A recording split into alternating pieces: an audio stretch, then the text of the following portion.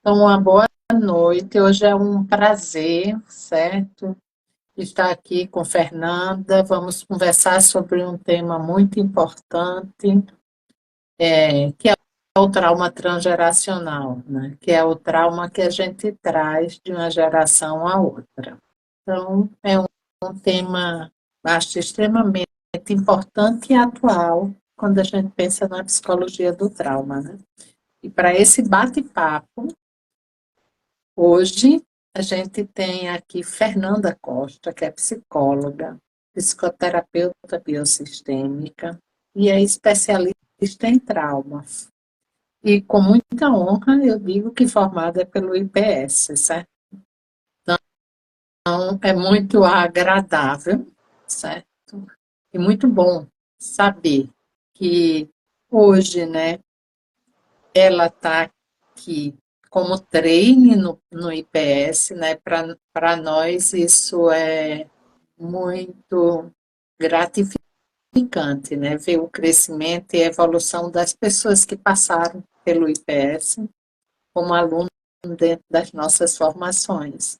E ver o crescimento dela como psicoterapeuta na clínica, lá fora, hoje parceira, trabalhando junto no IPS como treino. Então é muito gostoso estar compartilhando esse espaço com ela e esse trabalho de trauma, né, que ela também abraçou com muito, vamos dizer, com muito, não só com carinho, mas também com muito compromisso humano nesse trabalho tão rico que a gente tem. Difícil, uma jornada difícil, uma caminhada difícil, mas muito rico, certo? Então, ela vai trazer a experiência dela, né, sobre esse trauma transgeracional, né? E a pergunta, né, que eu acho que ela também acharia interessante nesse momento é o que cada um pensa quando escuta essa palavra. Como é que soa para você saber que você tem uma memória celular, que você tem um DNA emocional, que as histórias não resolvidas, não elaboradas dos seus antepassados chegam até você, né? Então é sobre isso. E eu passo a palavra para a Fernanda, que vai nos trazer essa conversa e esse diálogo. Só quero lembrar uma coisa importante a vocês. Esse é um dos temas, certo, importantes para a gente do trauma e que faz parte da nossa grade na terapia, no curso de especialização da terapia somática do trauma. Bem, Fernanda, deixo com você a continuidade, certo? Obrigada por estar aqui com a gente hoje. E estar no IPS, certo? Contribuindo com as novas turmas, como treine, como supervisora, como terapeuta. Obrigada Então, pelo vamos IPS. seguindo. Obrigada ao IPS pelo convite, né? O IPS é meu instituto formador. Eu fiz a minha formação em biosistêmica, fiz minha formação em trauma. Eu fui aluna da segunda turma de especialização em terapia somática do trauma. Na terceira turma, eu estava como assistente. Na quarta, como assistente e como professora, né? Então, esse percurso dentro da terapia do trauma começa no IPS e continua com o IPS, né? Então, eu quero agradecer ao IPS por toda a confiança e por esse convite, né? E aí, falar sobre trauma familiar, trauma transgeracional ou multigeracional, né, conforme algumas nomenclaturas vão mudando de acordo com o autor, é um tema sim atual, é sim relevante, principalmente quando a gente pensa nas pesquisas mais recentes, porque teóricos anteriores já falavam sobre um certo tipo de repetição de padrões, mas não existia ainda pesquisas científicas, digamos assim, né? Essa repetição era explicada muito pelo inconsciente. O inconsciente freudiano, que falava sobre a tendência à repetição, o inconsciente coletivo de Jung, né? o inconsciente familiar ou as fidelidades familiares que o Bert Hellinger traz nas constelações familiares. Mas a partir do momento em que outros pesquisadores começam a ter um olhar diferenciado para o trauma transgeracional, nós ampliamos esse olhar, né? Então, recentemente, a gente pôde observar as pesquisas do Bruce Lipton, que ele fala sobre a biologia celular. E aí, o que ele fala? Ele fala que, durante a gestação, todo o estresse sentido pela mãe, ou todas as situações traumáticas vividas pela mãe, geram uma sobrecarga no seu sistema nervoso e geram uma sobrecarga de substâncias neuroquímicas, né? Os neurotransmissores, e todas essas substâncias, elas vão passar pela placenta e afetar o bebê que está com seu sistema nervoso em formação. Então, esse bebê ele vai ter, por exemplo, um organismo mais sensibilizado para o estresse. Por quê? Porque desde o momento, né, da sua vida intrauterina, ele teve essa sobrecarga vinda da vida emocional da sua mãe, e isso sensibiliza esse bebê para o estresse. Então, é uma criança que tenderá, né, a ser mais sensível para desenvolver um TEPT, para desenvolver ansiedade, para desenvolver depressão. Por quê? A sua janela de tolerância fica muito estreitinha desde o seu nascimento.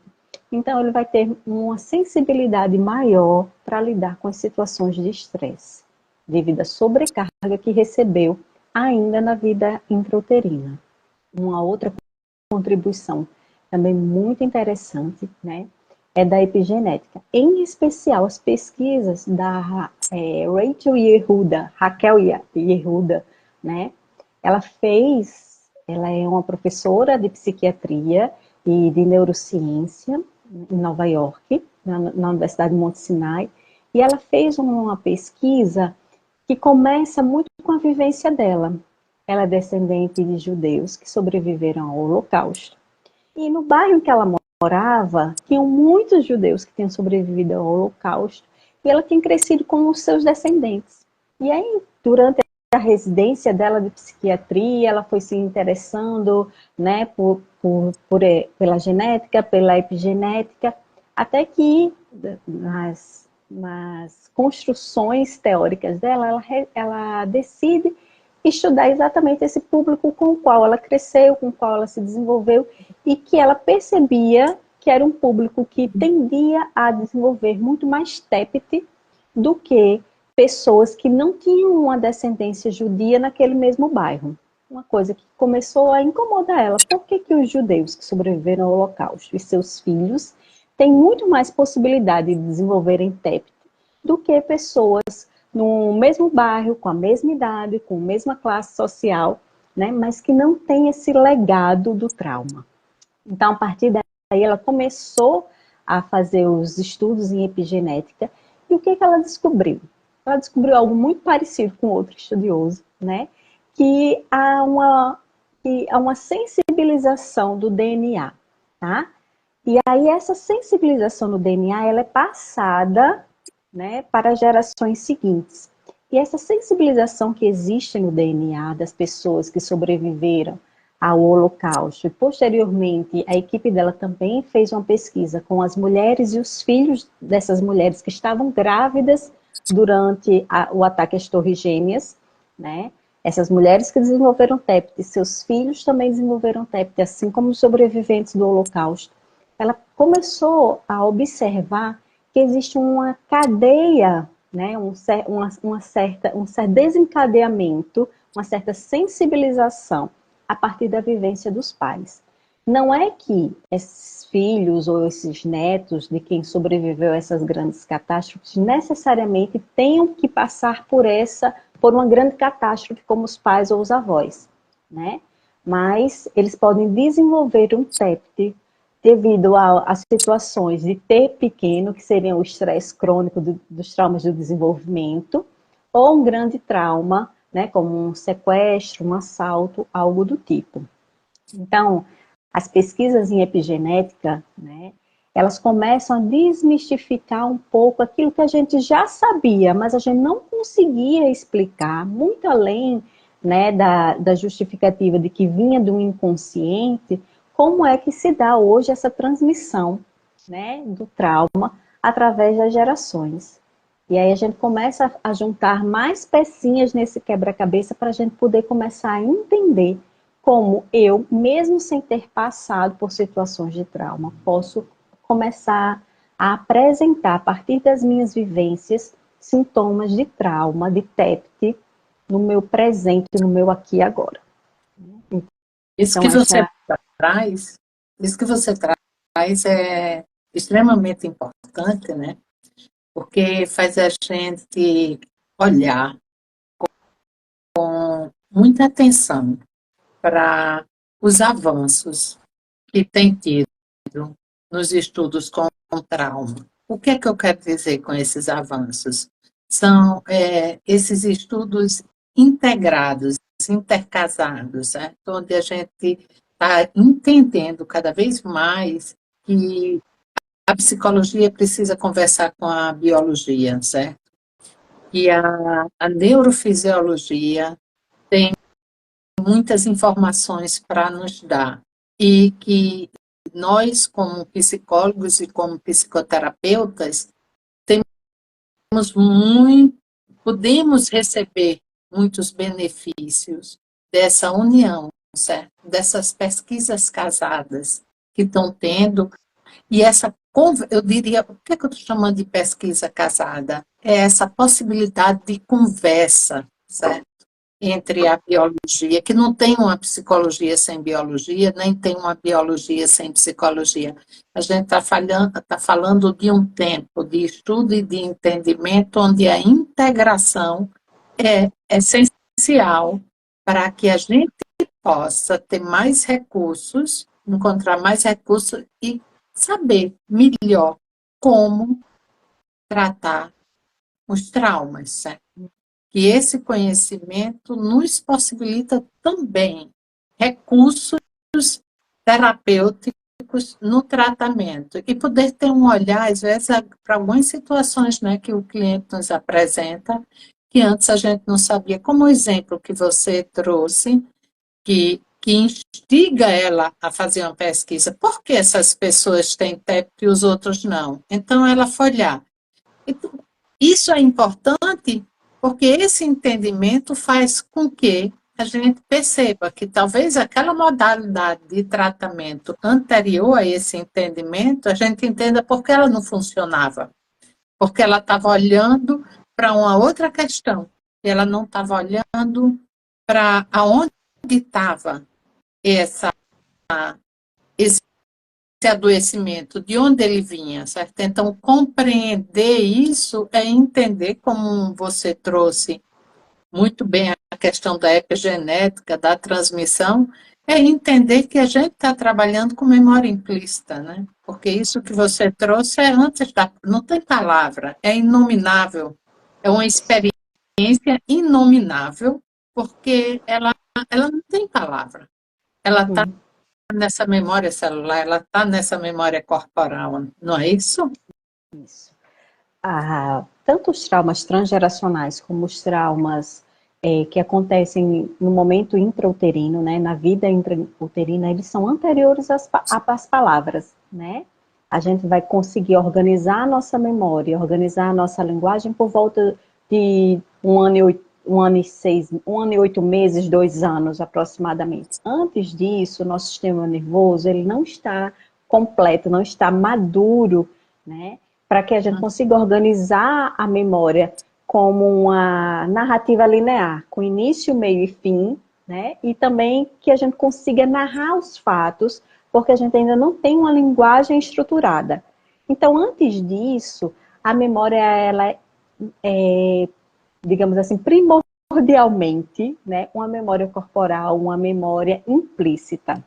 E por isso que o que acontece com o paciente que chega com sintomas de trauma, mas que a gente, quando vai examinar a história dele, não encontra traumas, nem traumas grandes, com T grande, digamos assim, né? Nem traumas com T pequeno, E a gente começa a se perguntar o que é que faz com que esse paciente tenha os sintomas, por exemplo, hiperativação ou hipoativação, mas não tem um histórico de trauma na sua história, né? Aí a gente pode começar a observar que talvez ele esteja apresentando um trauma que não necessariamente ele vivenciou, mas que o corpo apresenta os sintomas. E se esse trauma é transgeracional ou aconteceu na vida intrauterina, né? Como é que isso vai se manifestar na vida dele? Vai vir com os gatilhos sensoriais, ele vai sentir a hiperativação, vai sentir, né, todos os sintomas de trauma, mas ele não vai conseguir construir essa narrativa. Daí a importância do trabalho acontecer através do sistema de memórias, principalmente através do sistema de memória implícita, né? E pelo nível sensorial, porque é dessa forma que o trauma se manifesta. Então, se a gente fica atento à história e espera que o paciente consiga reconstruir uma narrativa com início, meio e fim, isso vai ser impossível se a gente está falando de um trauma transgeracional ou de um trauma intrauterino, porque ele nem tinha acesso à linguagem e nem tinha a maturação completa do seu sistema nervoso para que formassem a memória como a gente conhece. Além de tudo, a memória traumática ela é fragmentada por natureza, né? É uma das características da memória traumática também. Isso que você estava trazendo, né, e falando da epigenética, né, puxando esse ponto, eu acho outro aspecto importante é essa desmistificação, certo? De que ninguém está falando de uma coisa mística e espiritual que veio de uma outra vida, quando você fala de uma geração para outra, que você citou o exemplo da mãe grávida, mas quando a gente fala também na transmissão, como você falou, celular, a gente está falando de uma coisa que pode, um trauma que pode ter vindo da história do seu avô, certo? Isso. E ninguém está falando de espiritualidade, ninguém está falando de coisa mística. Então a gente está falando de transmissão pelo Isso. DNA. E isso, a ciência está mostrando que isso é possível. Então, e aí nós temos um outro Pode dar autor. um nó na cabeça de muita gente, mas é É, importante a gente estar atento que isso pode acontecer, certo? isso.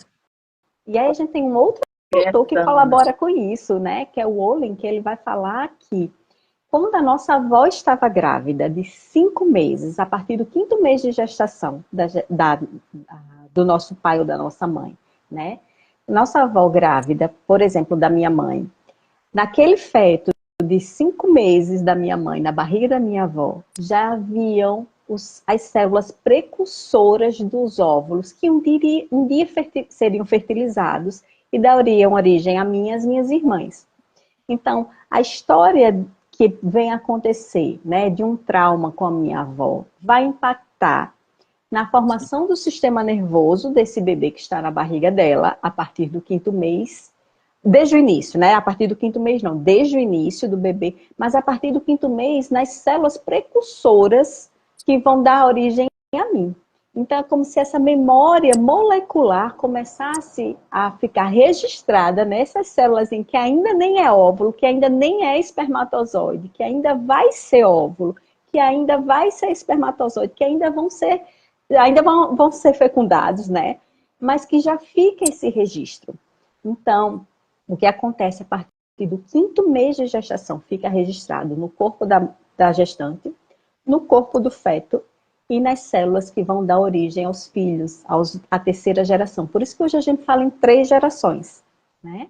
Porque é essa possibilidade dessa memória celular que fica registrada nessas 3 gerações. E é importante lembrar que a gente está falando de experiências traumáticas não resolvidas. Que quando você consegue elaborar e resolver essa experiência, ela não vai com uma experiência traumática, ela vai com a resolução, ela vai com solução. Ou seja, o que é transmitido não é o trauma, é uma experiência positiva, certo? Porque não, o trauma é quando ele não é elaborado, certo? Isso. E aí isso tem uma relação com essas doenças, né? Porque os estudos, como você falou há pouco do TEP, os estudos também têm mostrado que as pessoas que passaram por experiências traumáticas e que trazem também esse código, certo? Quer dizer que no organismo dela teve um nível alto de cortisol, o que torna ela mais propensa a desenvolver doenças na vida adulta, certo? Então, as pesquisas têm mostrado isso. E isso que é o hormônio do estresse. Então, isso é um fator importante para a gente entender, e são novas questões que os estudos atuais do trauma têm mostrado para a gente. Então, muita coisa tem mudado. Eu acho que é por isso que se fala tanto, né? Que é preciso uma nova terapia, que a terapia tradicional não é suficiente para lidar com as questões do trauma.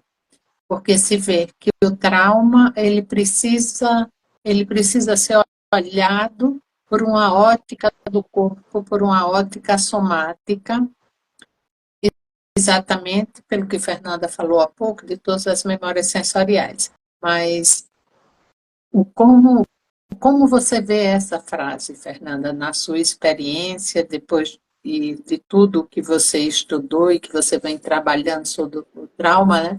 Como é que soa hoje para você essa frase que eu acho que você escutou desde o começo, né? Quando você começou a estudar o trauma?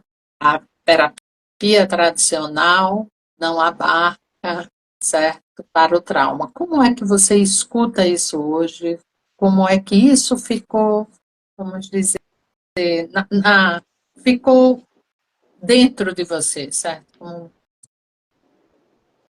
Então, a terapia tradicional, né, ela vai ser praticamente ineficiente se a gente está falando desse tipo de trauma, como eu já lhe disse. A gente não tinha como elaborar uma memória com início, meio e fim, então a gente não tem como trabalhar com a memória declarativa, eu não tenho como narrar o evento traumático se o meu sistema nervoso não estava completo para organizar essa sequência, eu não tinha acesso à linguagem, e, acima de tudo, o trauma, ele é primeiramente corporal. Por quê? Porque é através do meu corpo e não através da minha palavra que ele se manifesta, né? Então, é um corpo hiperativado ou é um corpo hipoativado, é um corpo com sintomas corporais muito mais fortes do que necessariamente a palavra. Então, as terapias tradicionais, né, que primavam pela fala e pela repetição e tentativa de reconstrução do evento traumático, elas têm se mostrado extremamente ineficazes. Primeiro, mesmo que o trauma não seja transgeracional, mesmo que o trauma não seja intrauterino e que a pessoa já tivesse acesso à linguagem, a memória traumática, ela tem a característica de ser fragmentada. Então, o trauma ele não vai aparecer necessariamente quando eu narro e tento, através da narrativa, reconstruir esse trauma e ressignificar esse trauma. Mas ele vai aparecer, por exemplo, através de gatilhos sensoriais. Quando eu passo e eu sinto um cheiro, quando eu passo e eu sinto um arrepio, e aí é através dessas sensações, desses gatilhos sensoriais que o trauma vai se manifestando. Então, o trauma, ele vem através do corpo e não necessariamente através da linguagem. E tentar resolver o trauma através da linguagem, na verdade, o que acaba acontecendo é uma retraumatização, porque você cria um ciclo em que nada se resolve, né? Eu falo, eu sou ativada, eu fico nessa ativação, eu não consigo encontrar recursos, ou eu não consigo me autorregular, nem me corregular, e aí eu vivo eternamente nesse ciclo de sintomas de trauma. Né? Então, as terapias tradicionais que trabalham somente com a fala, elas têm se mostrado ineficazes nesse sentido. E mais do que ineficazes, a gente poderia dizer, elas podem proporcionar uma retraumatização, porque elas não vão estar trabalhando na causa, ou necessariamente na proposta, né, de poder quebrar esse ciclo do trauma, mas de alimentar o ciclo do trauma. Quanto mais eu instigo meu paciente a falar sobre o trauma, mas eu estou ativando o sistema nervoso dele e trazendo para ele a sensação de incapacidade, de impotência. Eu não consigo lidar com isso, eu não consigo resolver isso. Né? Então, é essa que vai fazendo com que haja uma retraumatização. E isso aí, quando você estava falando, né, dessa retraumatização pela repetição ou pela fala, né, entra, porque trabalhar no corpo, né, na experiência traumática é um trabalho que passa por estabilizar as emoções, né, porque você tem que rastrear certos sinais corporais de ativação do sistema nervoso, seja para cima ou para baixo, para entender como a resposta luta, fuga, congelamento se estruturou na experiência daquela pessoa, né?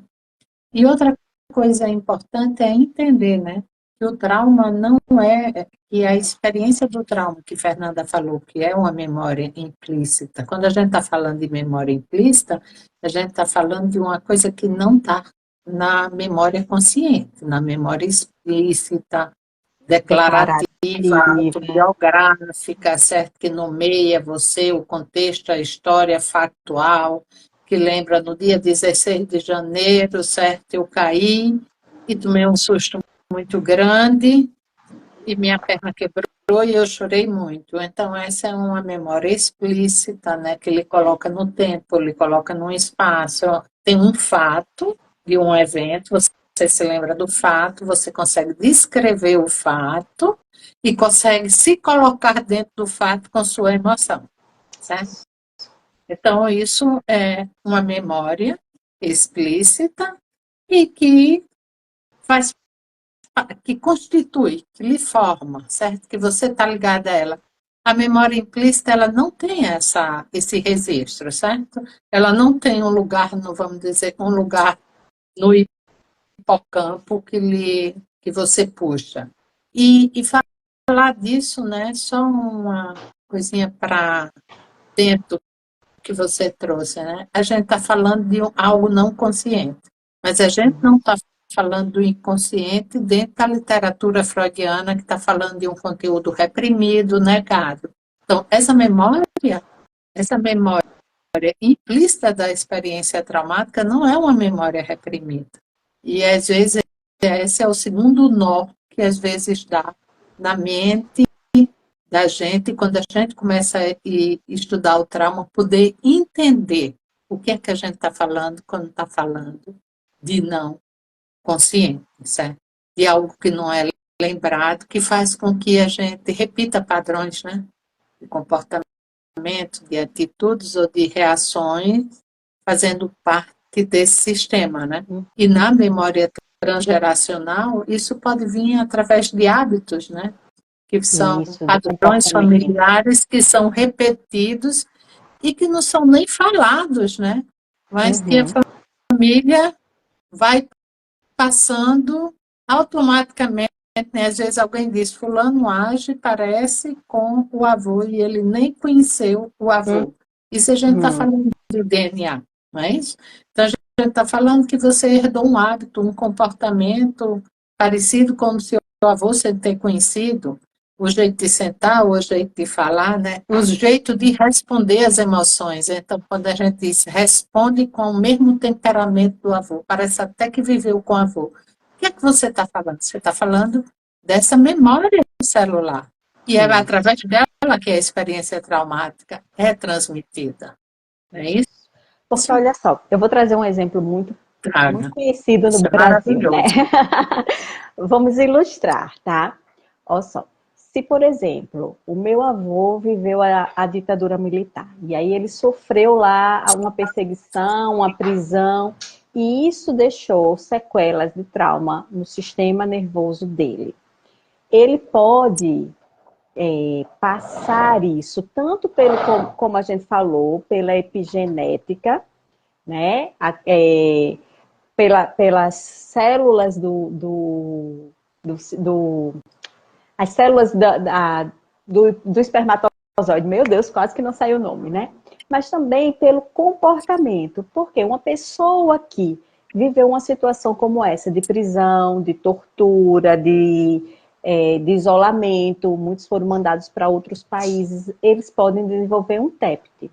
A partir dessa vivência do meu avô, o TEPT, né, o trauma, com T grande, digamos assim, pode causar, por exemplo, uma dificuldade de confiar nas pessoas, de confiar no mundo, de se conectar com as pessoas, com o que o Porges vai falar, né, de conexão social, e ele poder ter dificuldade de se relacionar com os filhos e proporcionar aos filhos experiências adversas na infância, traumas do desenvolvimento. Essas crianças vão aprender com seus pais que o mundo não é seguro, que eu tenho dificuldade de me conectar com as pessoas, e vou também ter um organismo sensibilizado para o trauma, posso acabar desenvolvendo o trauma, a gente está falando da segunda geração, e vai repetir isso, esse padrão, com a terceira geração, né? Com seus próprios filhos agora, tendo dificuldade de conexão, dificuldade de regular essas crianças, dificuldade de confiar no mundo, né? É como se o sistema nervoso, a partir do evento traumático, ficasse com um dano que é repassado. Tanto a neurofisiologia fica danificada, como a própria estrutura do sistema nervoso, né? Também sofre sequelas que também é repassado. E além disso, a parte comportamental. Além das questões internas da neurofisiologia, né, da parte estrutural, da neuroanatomia, digamos assim, também o comportamento. Então, a gente tem 3 componentes que, se juntando, faz com que haja essa repetição desses padrões, né, desses padrões traumáticos. E esse padrão traumático, né, reforçando o que você está dizendo, ele aparece muito em cima de crenças que às vezes parecem não ter sentido, certo? Então, as nossas crenças, elas também fazem parte dessa herança, entende? Eu não acredito, vamos dizer, por quê? Qual é o sentido que faz alguém dizer bem assim, eu não confio em pessoas de voz macia, Uhum. certo? Aí outro diz, eu não confio em pessoas que não olham quando estão falando comigo, Não olham né? nos olhos, Nos né? olhos. Só olha para baixo. Outro diz, eu não. Por quê? De onde a gente traz isso, certo? Isso a gente traz de uma linguagem corporal social, mas a gente traz de uma narrativa que, que pode vir dessas histórias lá atrás, ou então de experiências que a gente possa ter passado com figuras com esse comportamento e a gente generalizou. Quando a gente generaliza, significa o que Fernanda acabou de dizer, que o nosso sistema neurofisiológico está preso dentro daquela narrativa e começa a olhar o mundo a partir dessa ótica, né? Então, ela só vê o mundo a partir dessa ótica porque ela continua a ficar presa naquela narrativa, certo? E aí essa crença, ela é como se ela fosse uma forma de eu me lembrar que aquilo que aconteceu foi ruim, e essa é uma maneira que eu uso para que essas situações possam não me repetir, porque eu me afasto desse tipo de pessoa, por exemplo. Se a gente for olhar na lógica racional, isso não faria sentido, né? Mas faz na experiência interna dessa pessoa. Certo? Se não for um trauma, uma experiência negativa que ela teve no presente, que ela seja consciente, e ela não sabe de onde vem essa crença, ela pode estar associada a essas experiências que ela traz de toda a história da família, né? Uhum. E essas crenças, elas são importantes. Por quê? Porque em algum momento, um antepassado seu pode ter, né, tido problemas com alguém que não olha nos olhos enquanto fala, e não confiar nessa pessoa pode ter garantido a ele a sobrevivência. Então, nós herdamos, digamos, essas estratégias de sobrevivência, mesmo que venham através de crenças, de comportamentos, né? Porque em algum momento isso foi importante e garantiu a sobrevivência. Então, a gente precisa, né, nosso cérebro, ele, naturalmente, ele vai lembrar com muito mais propriedade dos momentos ruins e difíceis, porque estar atento a esses sinais, né, de perigo é importante para garantir a nossa sobrevivência. Mas se isso faz parte de um contexto familiar, onde é reforçado, não confie em pessoas que não olham nos olhos enquanto falam, não confie em pessoas de voz muito mansa. Isso é importante porque em algum momento alguém desse clã, desse sistema familiar sobreviveu por essas questões.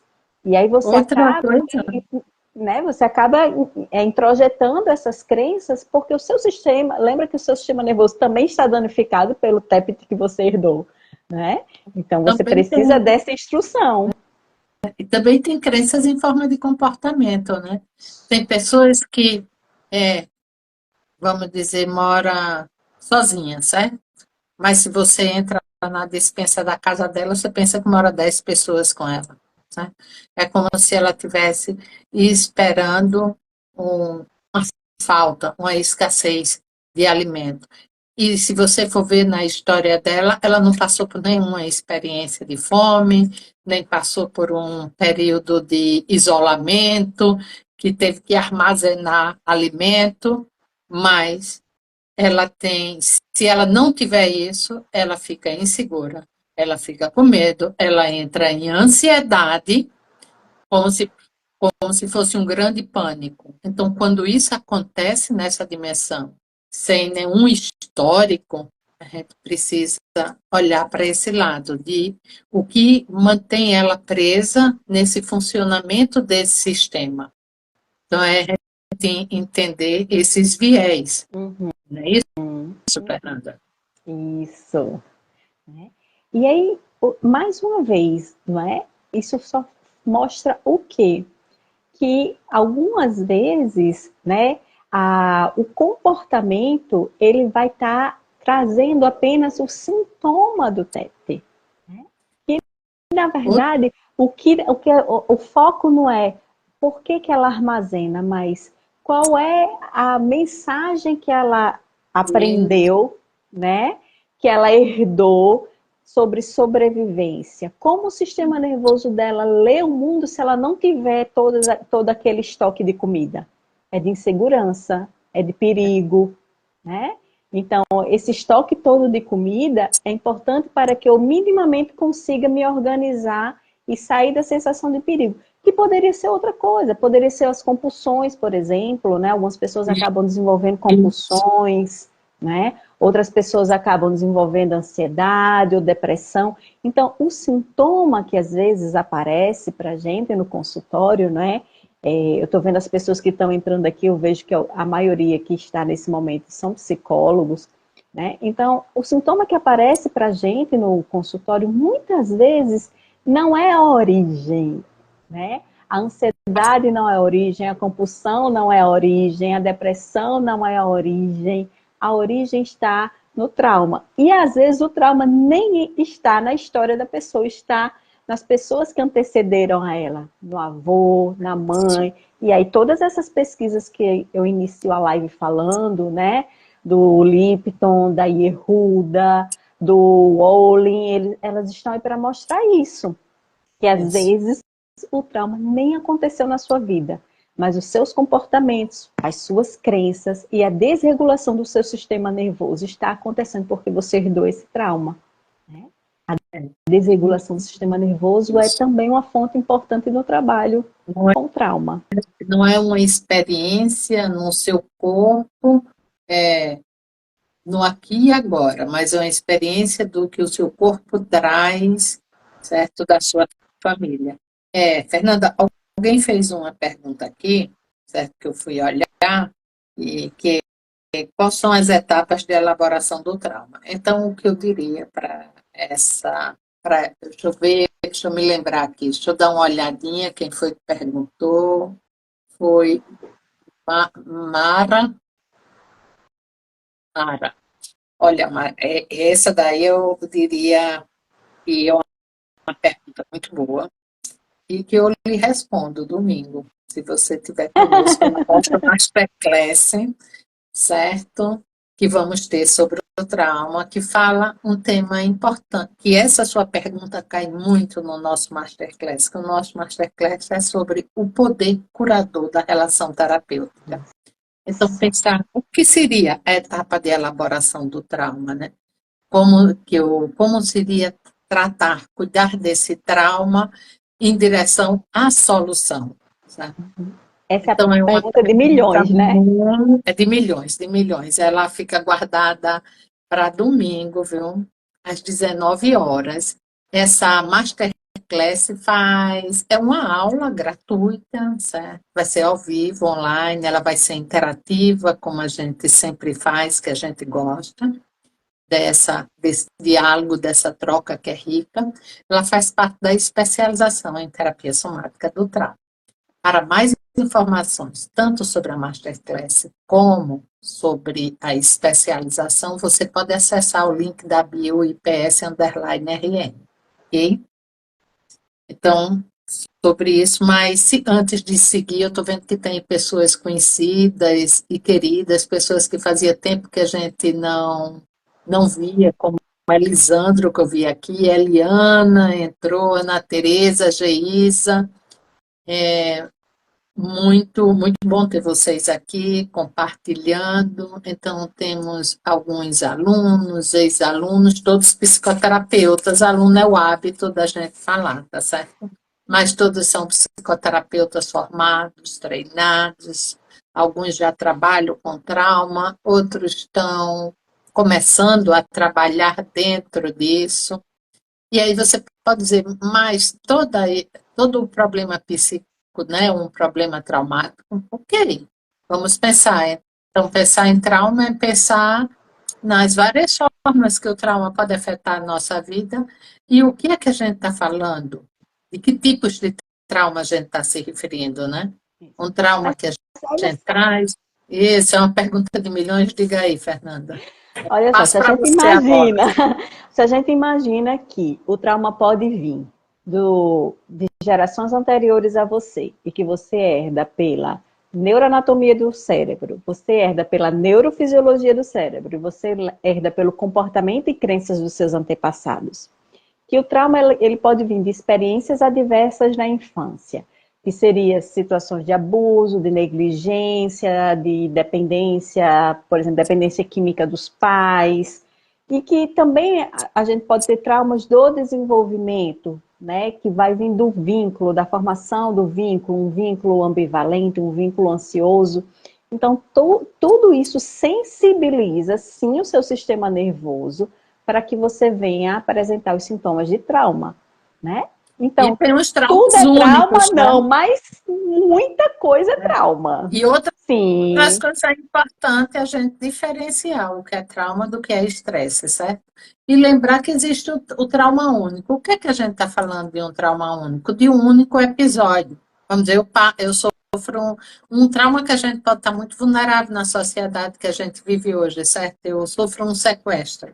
Então, é um trauma único, é um episódio único que pode deixar grandes sequelas em mim, certo? uhum, Pode me ser tão intenso que pode me deixar invalidada. Eu vou dizer invalidada para a vida. Porque pode fazer com que eu não consiga mais sair de casa, com que eu não consiga trabalhar, que eu não consiga dormir, que ou se eu dormir eu tenha pesadelos. Agora, outras pessoas podem reagir de uma forma menos intensa ou diferente. E isso é uma coisa importante dentro do estudo do trauma, entender também, porque uma pessoa passa por um evento estresse, um evento traumático, como a gente diz, e vai desenvolver ou não uma resposta de trauma.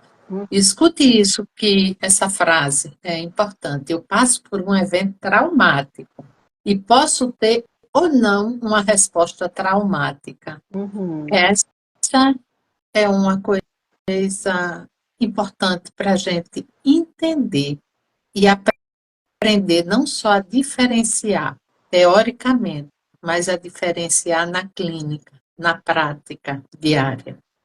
Fala aí, Fernanda, como é a sua experiência com Então, essa questão. e aí eu vou trazer agora, eu que vou fazer o convite ao Masterclass e a especialização.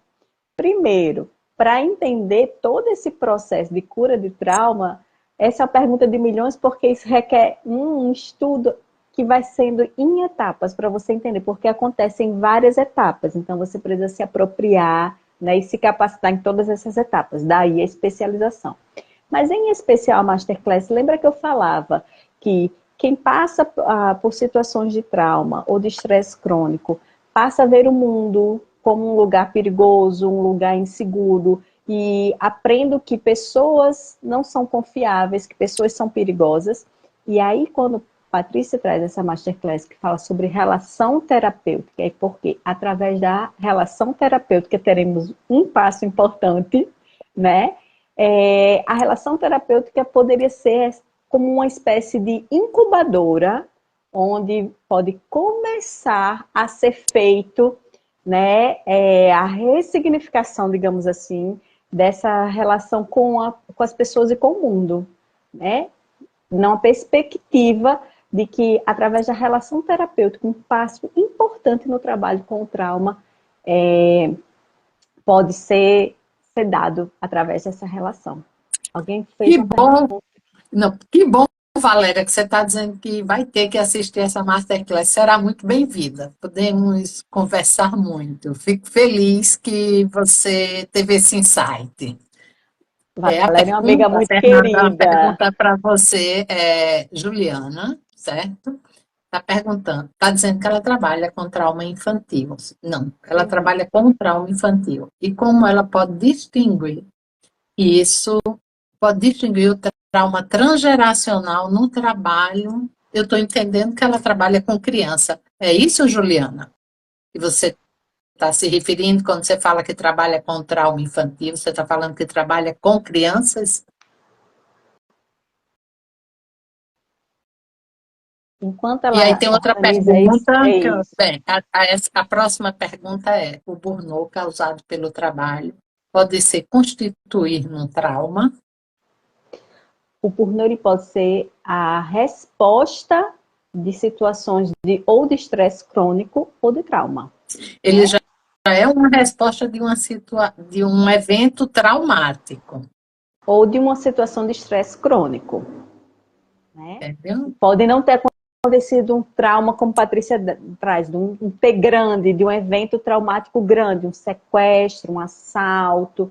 Mas se eu também tenho uma constância de estresse, uma cronificação dos sintomas de estresse, isso também causa uma desregulação no meu sistema nervoso e eu posso começar a adoecer em várias perspectivas, inclusive dentro do burnout.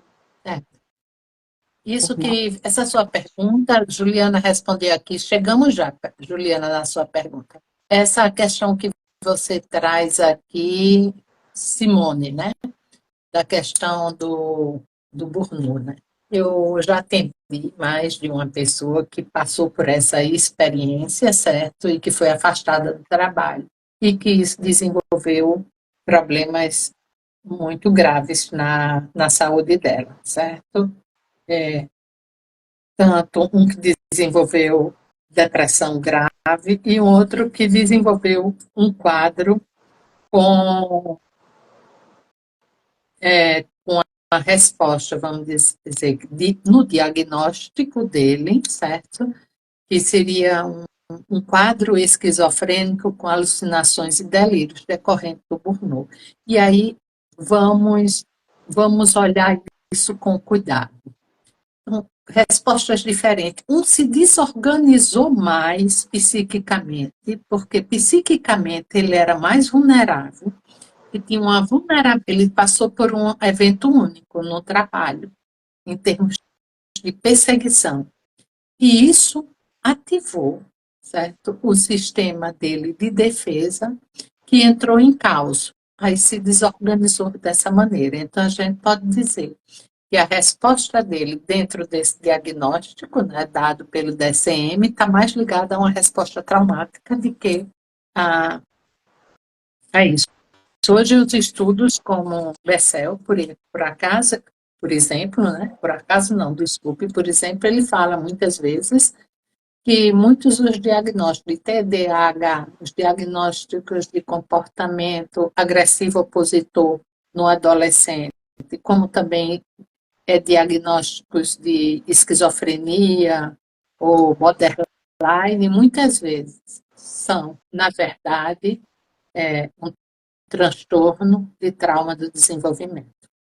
E porque os sintomas, todos esses sintomas podem se enquadrar também nessas nomenclaturas. Isso é uma visão de Bessel, que é um dos maiores estudiosos. Eu dizia, para mim, eu acho que é uma das maiores, ou a maior autoridade no estudo atual sobre o trauma. Então, é importante conhecer essa literatura para entender melhor sobre isso. Esse é um dos temas que a gente discute ao longo da nossa especialização também.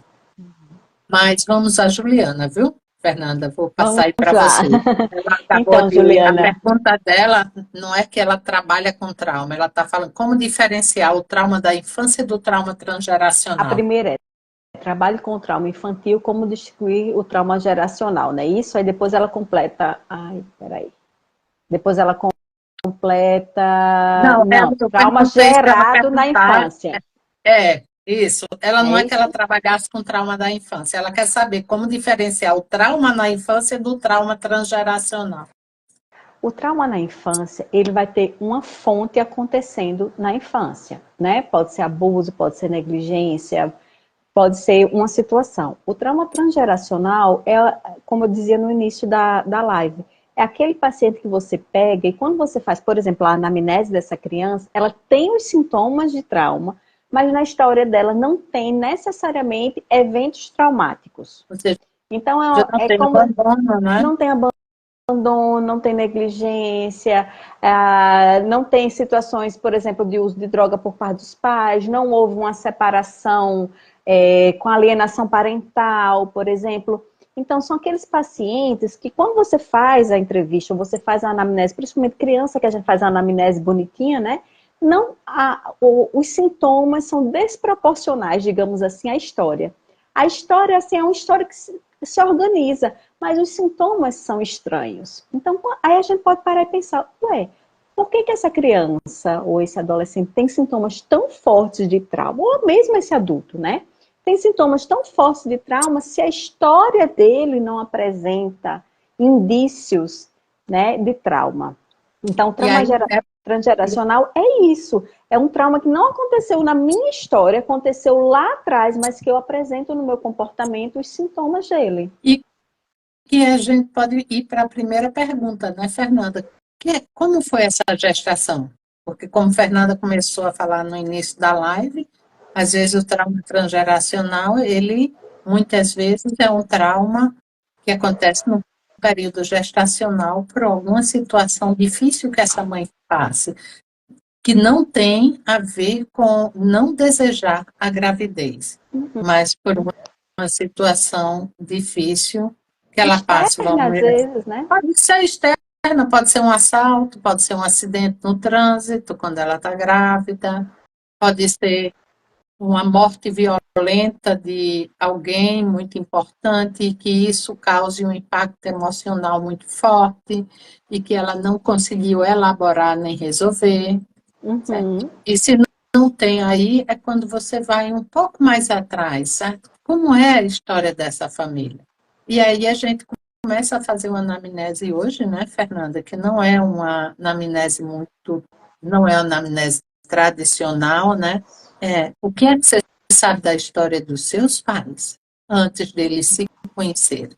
Então, e aí onde você chega a essa parte da anamnese, né? O que é que você sabe da história de seus pais?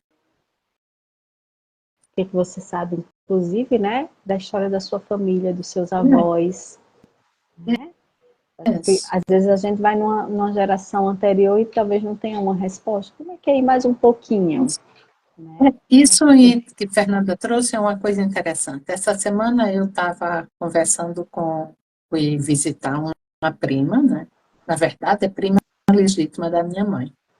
E a gente estava falando sobre a família, que no caso da minha avó, né? Que é e do pai dela, né, já. E ela é prima legítima da minha mãe. E a gente falando sobre a história, né, de minha avó e dos irmãos dele, a gente começou a se lembrar que eles nunca falaram da infância dele. Eu não sabe nada, porque normalmente as pessoas contam assim, quando eu era criança lá em casa, assim, assim. E o que é que a gente pensa que, por que nunca foi falado essas histórias, eles nunca contaram? Minha bisavó morreu do parto da da irmã caçula, né, da minha avó. E depois, cada um dessas crianças, né, uns já eram pré-adolescentes, mais ou menos, né, final da infância, cada um foi criado por um parente, que era um padrinho. Então, eles foram criados separados e saíram do convívio da casa paterna, no caso, né? A mãe morreu, ficou a casa paterna e não tiveram mais, parece que eles não tiveram mais contato desse pai, porque eles nunca falavam, nem desse pai, nem dessa infância. E aí essa minha prima dizia, não, meu pai, quando falava, ele falava da tia que criou ele, do lugar onde ele viveu com ela, sabe? Mas ninguém falava do antes, porque esses maiores, tinham 8, 9 anos, possivelmente deveria ter alguma lembrança. Então, a gente se pergunta, o que fez eles não falarem? É como se fosse um segredo, ninguém falava. Então, a gente se lembrando como cada um era, né? Uma das minhas avós, né? Porque minha tia-avó, ela era muito séria. E aí, essa minha prima diz, talvez tenha a ver com toda a história, né? Ela precisou ficar muito séria, se fechar muito, né? E a gente ficou imaginando o que seria. O que seria que aconteceu, que elas eram tão fortes, que tão séria, tão calada, e cada uma tão diferente. Elas nunca falavam sobre a história. Elas foram criadas separadas. Então pensa, como é? Irmãos de uma hora para outra se separar e viver em lugares diferentes. Perder o convívio. Será que isso não é coisa da separação? Não é uma experiência que pode ser traumática? Que você pode desenvolver um comportamento, por exemplo, de não se de não criar vínculos demais, porque pode se romper e você não sabe por que você é assim. Talvez você traga daí. Essa é uma reflexão. Então, tem gente que não sabe as histórias, porque ninguém nunca falou. E aí é uma pergunta, por que ninguém nunca falou da infância em casa?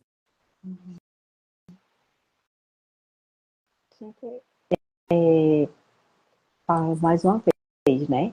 Esse tema do trauma transgeracional está presente na grade da especialização em terapia somática do trauma. Quem está conosco desde o início pôde acompanhar, né? Como Patrícia bem enfatizou, não se trata de nada metafísico, nada espiritual, nada, né, que não seja científico. Nós trouxemos os pesquisadores que têm embasado o estudo do trauma transgeracional, né?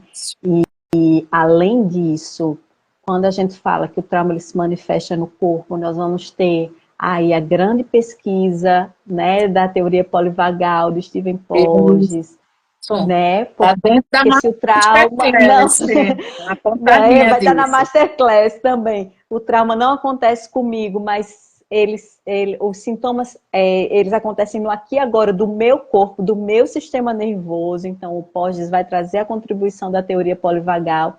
Então é uma especialização, né, que dá muita segurança para você fazer todas as intervenções que você precisa em trauma, não só no trauma transgeracional, mas no trauma que acontece na infância, no trauma, né, de evento único, de evento de choque, né, no trauma de repetição, no trauma de desenvolvimento, porque nós estamos falando de ciência, né? Nós estamos falando de pesquisas científicas, então não é nada que não seja explicado e que não seja observado no corpo dos nossos pacientes, porque inclusive quando a gente fala de não consciente, a gente não está falando do inconsciente freudiano, do inconsciente da psicanálise, nós estamos falando da parte subcortical, do que está abaixo do córtex, né?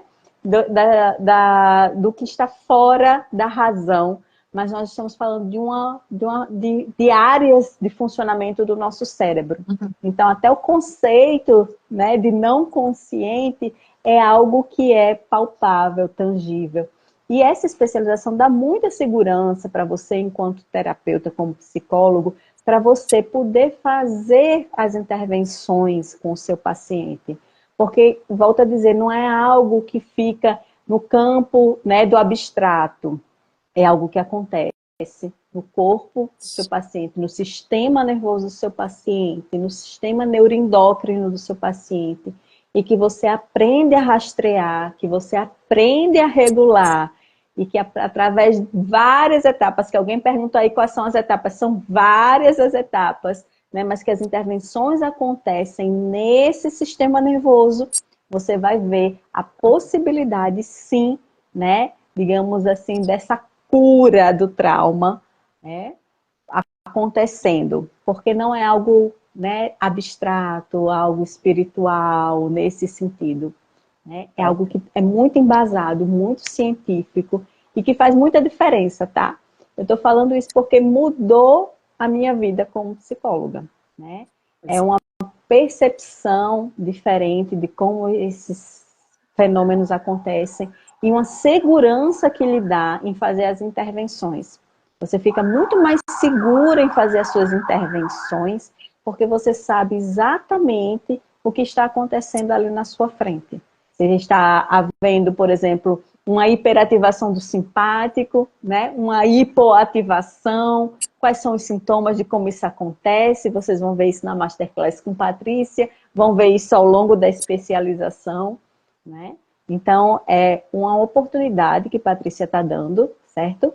Patrícia é a diretora do IPS, essa maravilhosa que está dividindo a live comigo, né? Ela é a coordenadora da especialização, das especializações do IPS, né? Com experiência, né? Uma mega experiência aí, não sei nem quantos anos. Olha, se eu tenho 20 anos, Patrícia é minha professora, minha supervisora, imagina aí a experiência dessa mulher. Não vou expô-la, mas é bastante tempo.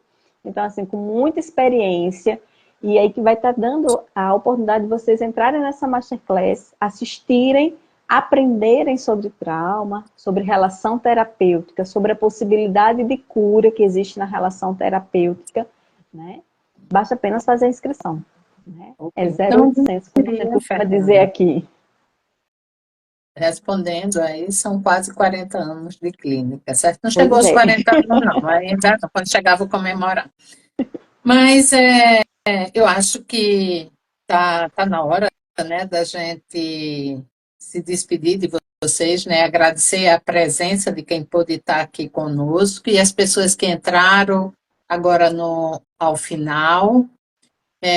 Essa live ficará gravada, certo? Vocês podem acessar ela depois e compartilhar com outras pessoas que vocês acham que seria interessante que elas escutassem essa nossa conversa aqui. Então, compartilhe, né? Como disse uma colega essa semana, eu assisti finalmente o curso A Herança do Trauma de vocês, que está na plataforma do Eduz, eu tinha comprado já faz tempo, mas só tive chance de assistir agora.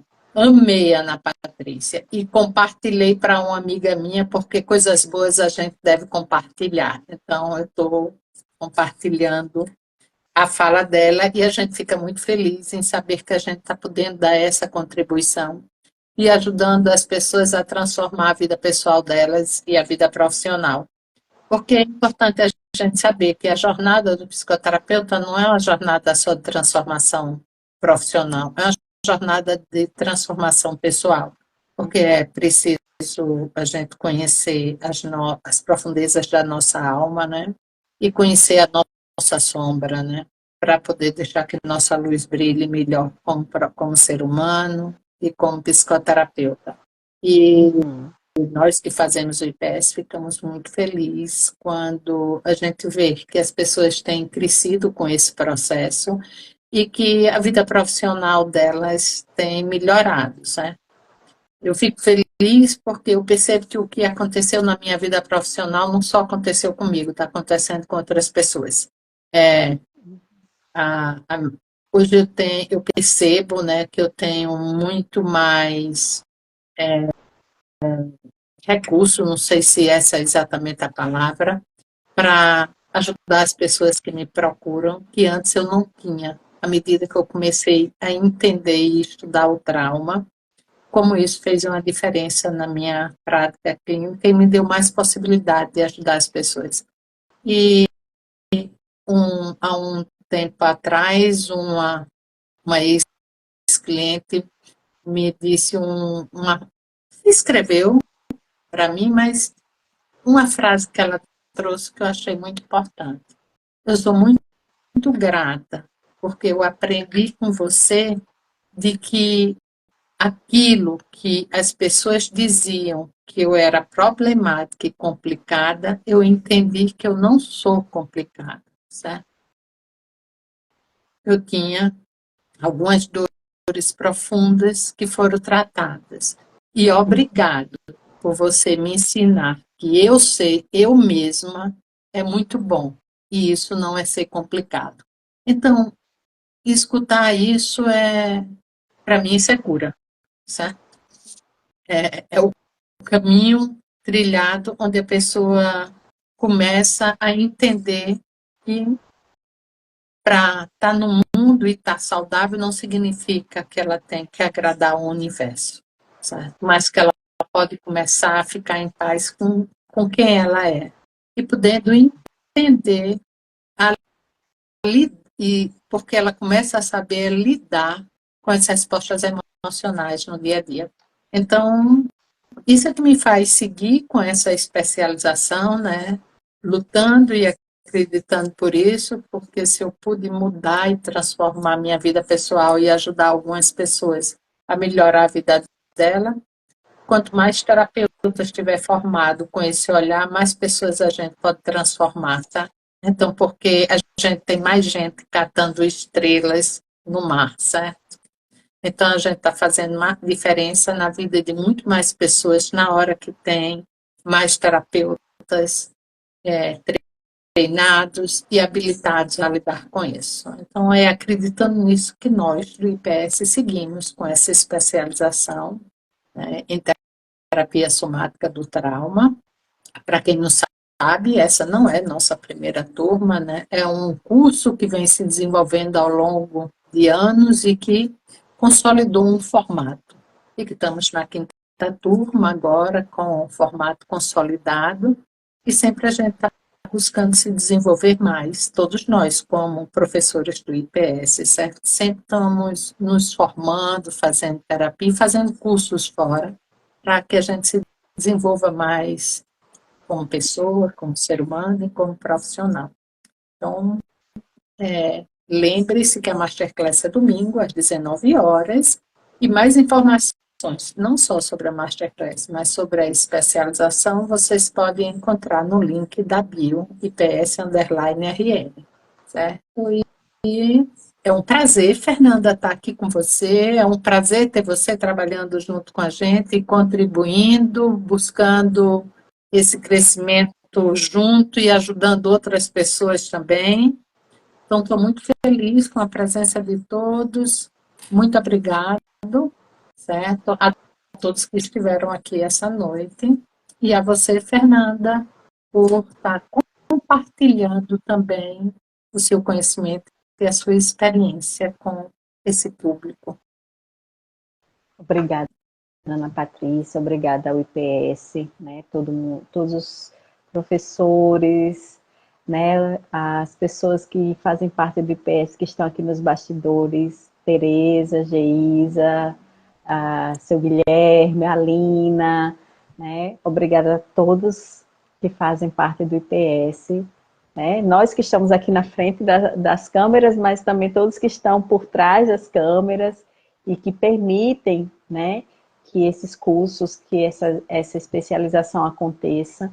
E eu volto a dizer, vale muito a pena, né? Nós temos aqui alunos atuais, da turma atual, vai começar a sexta turma e vale muito a pena, gente. É um caminho sem volta, mas é um caminho bom. É um caminho de conhecimento, é um caminho de crescimento, é um caminho de cura, é um caminho sem volta, mas é um caminho bom. Sejam todos, desde já todos bem-vindos à Masterclass, que eu tenho certeza que quem está aqui até agora, porque se interessa pelo tema e vai estar conosco na Masterclass, né? E também obrigada a quem seguiu conosco e tenho certeza que despertou um pouquinho de conhecimento aí para a especialização. Uma boa noite, obrigado, Cristina, pelas suas palavras, obrigada, Eliana, também, pelas suas palavras em formas de aplauso. São os sinais da comunicação, certo? Então, uma boa noite e um bom descanso para todos vocês, certo? Até E domingo, mais uma vez, né? se lembre que eu estarei domingo num encontro imperdível. Aguardo você. Você, com certeza, vai amar estar lá. Eu garanto. Até domingo. Até domingo.